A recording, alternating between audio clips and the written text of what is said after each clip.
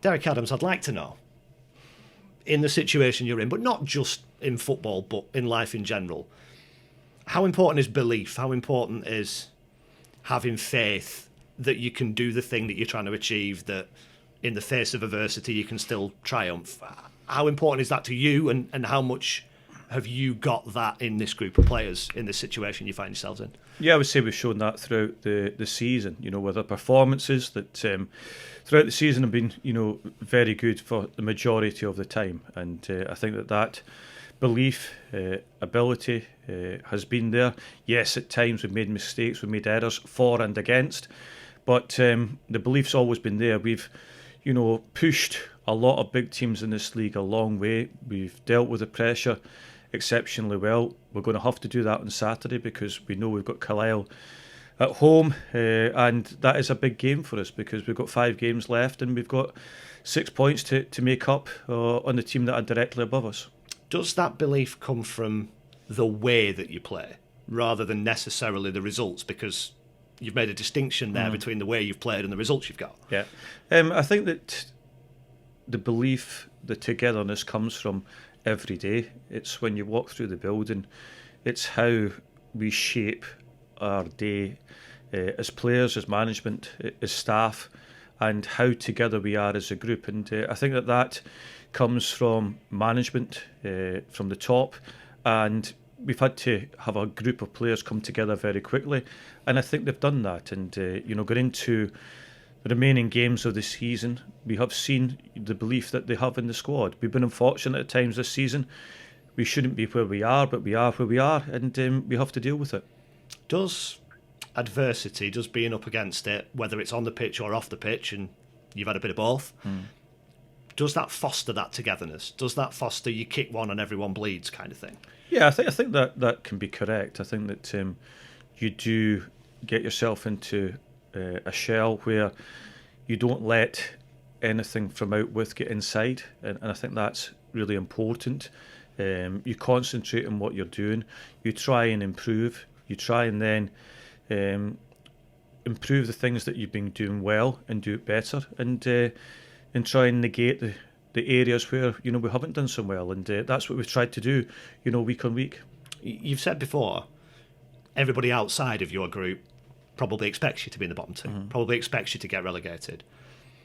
Does the pressure come from yourselves then? Does the sort of expectation to get out of this come from knowing what's going on within this club and knowing the people and knowing what's at stake? Or is there less pressure on you because of external factors?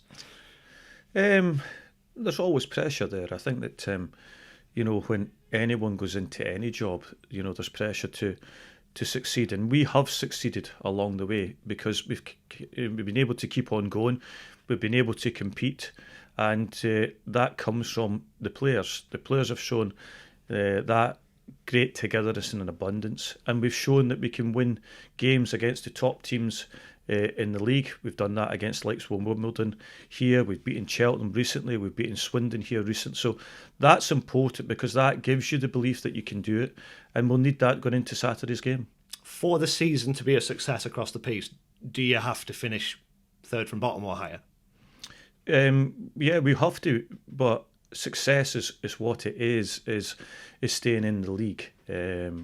We have had a difficult season. We understand that, but we are focused on trying to, win the remaining games of the season and seeing where that takes us. We understand that we've got a lot to do, ourselves and Carlisle, because at this moment in time, Tranmere and Accrington are in a better position than us. You've talked quite a lot about it being 3 teams and 2 places. Does it feel like it's 4 now?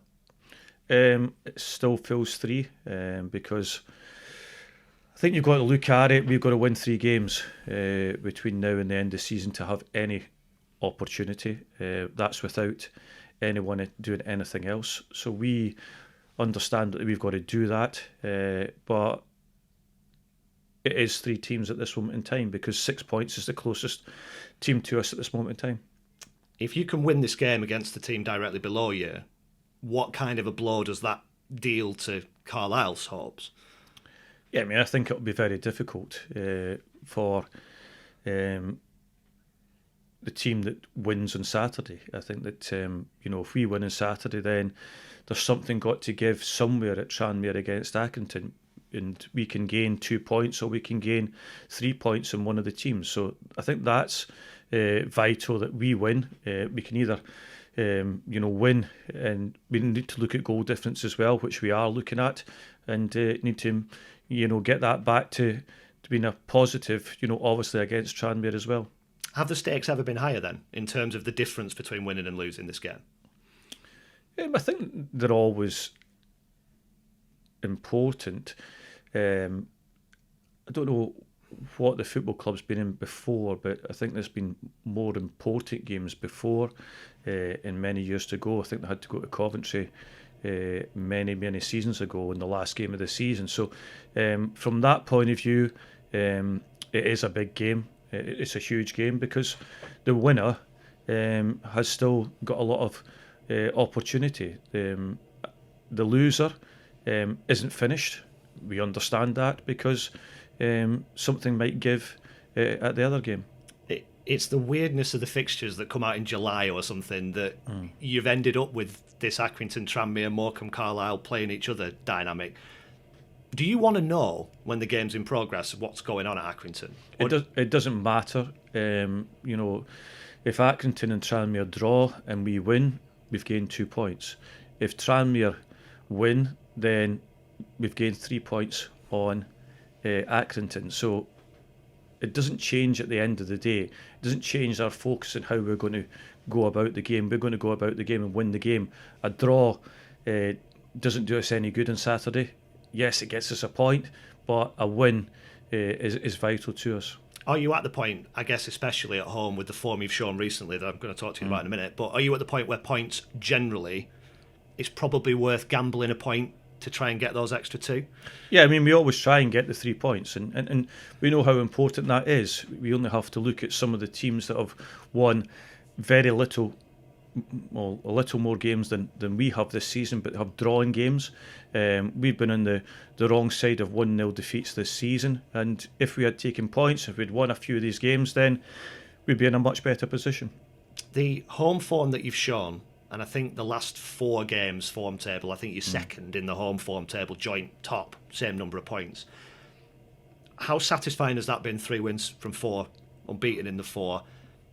And how important is it for the players to be getting something tangible for the performances that you've talked about? Yeah, I think it's really important at home because you're in front of your home supporters, and I think that generates really good, atmosphere in the stadium. The supporters come, they pay their season ticket money to come and see your team win, and that's what we've done.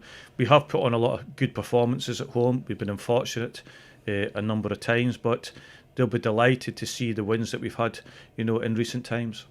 With the 5 games and 3 of them being at home, how much encouragement can you take from that? Because clearly your home form is significantly better than your away form. Yeah, I mean, our home form wasn't as good as an away form at the start of the season, and it's turned around. I did say that our home form would come back, and it has come back, and we have to continue that. But home has always been good for us because of the home supporters, how well they support us, and just probably from a playing point of view, we enjoy playing at the stadium. What would your message be to Morecambe supporters ahead of this run-in, but of course specifically this game that also has the local derby element to it as well? Yeah, I mean, it is to really be vocal, and I know they will be. We were away to Grimsby last week, and the away support was fantastic. They started before the game, and they went to after the game.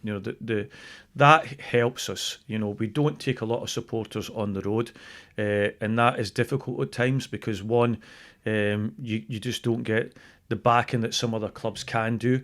But the backing that we got against Grimsby, there was about 5,500 there, and they outsung the home support, and I think that is really important. Because there have, in the last few seasons here, been really healthy home crowds and the season ticket sales and all that kind of stuff.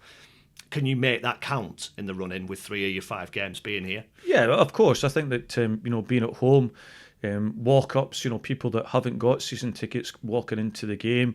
It's the school holidays at this moment in time, and there's no better time to take a child to a game to let them know what it is about football. It might be their first game, and I think that the atmosphere will be very good on Saturday. Just from your point of view, Derek, lots of experience as a manager, a coach, a player before that, of course. You don't want to be at this end of the table, I'm sure. But when the chips are down and the stakes are really high, is there something about that gets a competitor's juices flowing, that appeals to somebody whose life has been in football? Yeah, I mean, it's exceptionally difficult. There's no doubt about it, because, throughout the season we've been fighting, from the start when I obviously came in the 3rd of June to now. It's always been a weekly occurrence where we've got to fight for something, and that's why, as a manager, you keep on going, and you never give up, and there's only once that in my time as a manager that I regret I gave up, and I'll never regret doing that again. I'll never do it again. I'll let somebody win, and this time, we've got 5 games to go, and we're all out to winning this weekend. I guess from that experience, what do you take? What learning did you get from that? That no one cares about you. The easiest thing for me was to walk away, and I shouldn't have. And what it means is that from your past, and what the future holds, and it's about fighting for something. And I think that is important as a manager, as a player. It's important to fight for what you believe in. And what I believe in is this is a very, very good football club. It has been run poorly for a period of time all over. And we've got to get it for 5 games of this season to finish off in the league, to really give us a chance of moving forward and keeping the football club moving forward over the years. And I know you've been very clear that you're not taking on the whole debates about the ownership and the sale and all that stuff, but you're speaking to your supporters in these interviews.